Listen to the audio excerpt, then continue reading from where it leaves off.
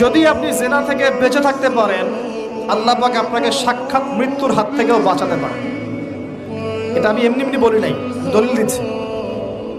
জিনা এমন একটা পাপ, যেই পাপ থেকে যদি কোনো যুবক নিজেকে বাঁচাতে পারে, আল্লাহ পাক তাকে সাক্ষাৎ মৌতের হাত থেকেও বাঁচাতে পারবে ইনশাআল্লাহ। কিভাবে? 3 বন্ধু যাচ্ছে রাস্তা দিয়ে, হঠাৎ করে ঝড়, বন্ধু 3 জন ঢুকে গেল গুহার মধ্যে। কিসের মধ্যে? গুহায়, যে পাহাড়ি এলাকায় আপনারা থাকেন যারা, গুহার মধ্যে। হঠাৎ করে পাহাড়ের পাথর দিয়ে গুহার মুখটা বন্ধ হয়ে গেল।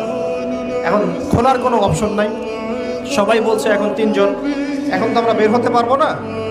সবাই সবার নেক আমলের ওসিলা দিয়ে আল্লাহর কাছে দোয়া করো। কিসের ওসিলা দিয়ে?